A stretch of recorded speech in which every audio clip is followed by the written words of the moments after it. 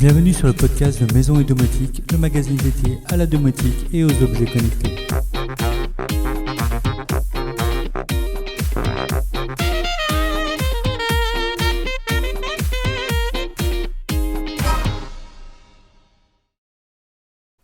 Bonjour à tous. Comme chaque semaine, je vous propose aujourd'hui le débrief sur l'actualité du blog. On va parler domotique, mais également maison, finance ou impression 3D. La semaine dernière, je vous avais présenté le test de l'imprimante 3D Artillery Sidewinder X2, mais j'avais également en test parallèle depuis plusieurs mois la Creality CR10 Smart, une autre imprimante 3D qui a la particularité d'être nativement connectée et de permettre de lancer des impressions 3D directement depuis son smartphone.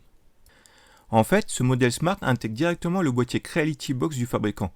C'est un petit boîtier normalement vendu en option une vingtaine d'euros qui se branche sur l'imprimante 3D et qui permet ainsi de la piloter avec son smartphone, comme certains le font aussi avec le logiciel Octoprint installé sur un Raspberry Pi. La CR10 Smart intègre donc nativement ce boîtier dans sa base. En connectant l'imprimante en Wi-Fi ou via un câble Ethernet, on obtient une imprimante 3D connectée au réseau et pilotable depuis son smartphone via l'application Creality Cloud. Cette application se révèle très pratique puisqu'on peut naviguer au travers d'un catalogue d'objets 3D, importer ses propres objets, les slicer pour les préparer à l'impression et enfin bien sûr lancer l'impression 3D sur la machine. Tout ça depuis son smartphone en quelques clics. On y retrouve tous les réglages relatifs à l'impression, de la température et l'épaisseur des couches, le remplissage, etc. Bref, c'est très complet et on apprécie beaucoup de ne plus avoir besoin de passer par un ordinateur pour lancer ses impressions. Mais ça reste tout de même possible pour ceux qui le souhaitent. Un port USB permet également d'y connecter une caméra Creality, ce qui permet même de suivre visuellement son impression à distance. Super pratique.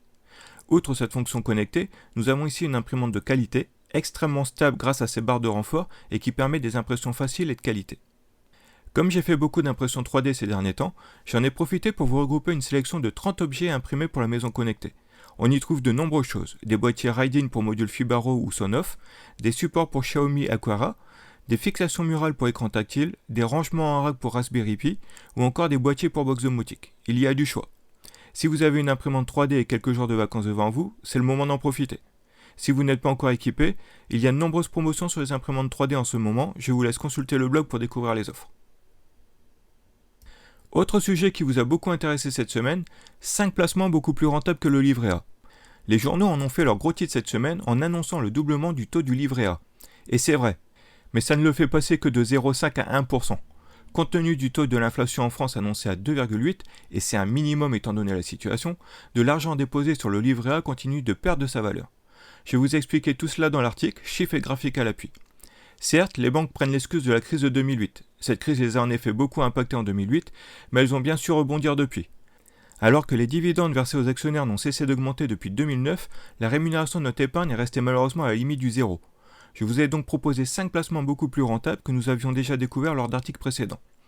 Nous retrouvons donc mon petit placement qui permet d'investir facilement sur des produits financiers haut de gamme, normalement proposés aux plus fortunés, des placements qui sont ici proposés à partir de 300 € seulement. Nous avons ensuite Nexo que j'apprécie beaucoup car ce service permet d'y déposer des euros rémunérés jusqu'à 12% par an, bien loin des 1% du livret A. La carte crypto.com qui permet d'avoir du cashback sur tous vos paiements par carte bancaire, mais également de placer de l'argent rémunéré à 10%. Sans compter le remboursement de vos abonnements Spotify et Netflix, ce qui n'est pas négligeable. Vient ensuite le service Celsius qui est très semblable à Nexo, mais qui ne permet de déposer ou d'acheter que des crypto-monnaies. C'est un service que j'utilise en parallèle de Nexo, histoire de ne pas mettre tous mes œufs dans le même panier. Enfin, le livret d'épargne Bitcoin, grâce à la société française Stackinsat, qui permet de mettre de l'argent très facilement de côté en Bitcoin, la reine des crypto-monnaies. Un simple virement hebdomadaire ou mensuel à mettre en place auprès de votre banque et vous accumulerez petit à petit du Bitcoin. Ce sont des services que j'utilise moi-même depuis plusieurs mois et qui ont fait leurs preuves. Pour les questions de fiscalité, je vous renvoie aux détails de chaque article qui ont déjà traité la question plusieurs fois. Mais généralement, il faudra prévoir la flat tax de 30% sur les plus-values au moment où les gains sont récupérés. Personnellement, je laisse tout placer car il s'agit pour moi de placements à long terme. Et tant qu'on ne sort pas ses gains, on n'est pas imposable. Cette semaine, je vous ai également présenté le Sharp UA HD60EL. Il s'agit d'un purificateur d'air avec émission d'ions et humidification automatique. Un appareil qui gère tout en automatique pour améliorer la qualité de l'air et tuer au passage virus et bactéries grâce à plusieurs filtres qui éliminent 99,87% des particules en suspension dans l'air et son système d'ions négatifs et positifs. Bien qu'il ne soit pas connecté, c'est un appareil très efficace et qui peut s'avérer très utile dans le cadre de la pandémie actuelle. Enfin, nous avons eu une news de la part de Philips Hue qui annonçait 4 nouveaux éclairages extérieurs dont 2 prévus en Europe dès la semaine prochaine. Si la gamme d'éclairage intérieur était déjà très complète, on sera heureux d'accueillir ces nouveaux produits pour l'extérieur, que ce soit pour éclairer une terrasse ou baliser un chemin dans son jardin. Nous devrions également avoir de nouvelles fonctions dans l'application, notamment un effet bougie et feu de cheminée qui vont reproduire l'éclairage vacillant des flammes. Parfait pour se créer une ambiance un peu cocoon. L'actualité est également très complète chez nos collègues. Première grosse info, la mise à jour JDOM en 4.2 qui apporte de nombreuses améliorations visuelles avec beaucoup de nouvelles options de personnalisation. N'hésitez pas à consulter le blog officiel pour découvrir tout ça en détail. Nous avons également un très bel article sur le blog d'Omadou qui explique comment optimiser la production d'eau chaude avec la box Idomus. Rugsave nous a fait un tuto pour recycler un smartphone et en faire une passerelle pour envoyer des SMS depuis Home Assistant. Comme c'est l'époque du chauffage, nous avons aussi un test du thermostat Tado sur Hygiene ou encore celui des têtes thermostatiques Tado sur Domoblog.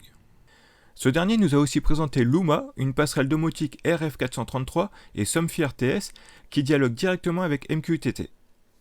Abavala nous a présenté un petit accessoire pas du tout connecté mais qui simule des ombres dans une pièce pour simuler une présence.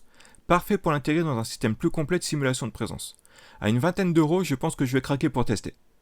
Enfin, 2 nouveaux articles autour de Meteor sur les raisons de son succès et son démarrage. Pour finir, les soldes se terminent bientôt, mais il reste encore de nombreuses offres disponibles, sur les alarmes Ajax, les produits Zigbee ou encore les marques Cubino et Fibaro. Vous retrouverez l'ensemble des bons plans sur le blog. Sur ce, je vous souhaite à tous un excellent week-end et de bonnes vacances si vous y êtes. N'oubliez pas de vous abonner au podcast pour ne louper aucune émission.